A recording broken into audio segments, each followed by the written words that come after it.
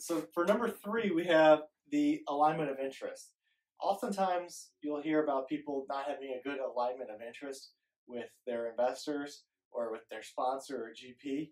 And the reason is that sometimes it's an asymmetric advantage. For example, a lot of Wall Street opportunities aren't really opportunities. They're selling you into a product that they either receive high commissions on or they somehow get a better deal than you will be getting. So if you have an alignment of interest with your sponsors, that means a lot of different things. One of the things that we recently saw through our deal flow network is a sponsor that was trying to take a 2% acquisition fee, and then he wanted a 2% disposition fee. So disposition. So what this means is that he gets 2% of the total project cost going in, he gets 2% of the total project cost going out right off the bat. He was also going to take a 5% gross asset management fee.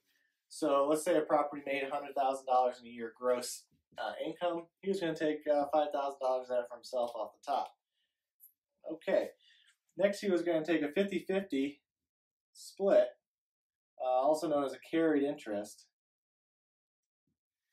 Carried interest. So if the property was to make, say, $2 million on the deal, he would also get 50% of that. And then, but this is okay if they do this. The challenge was that guess how much money he had into it.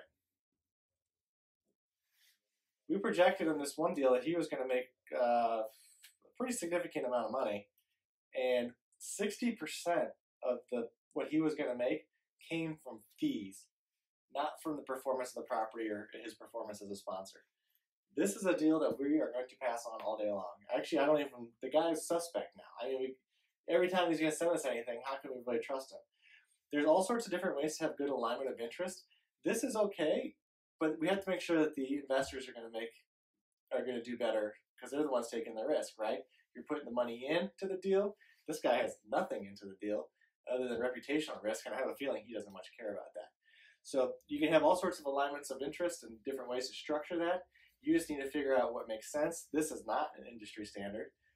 Even with industry standards, there still has to be an alignment of interest. So be smart, ask the tough questions of, hey, I'm the one taking the risk.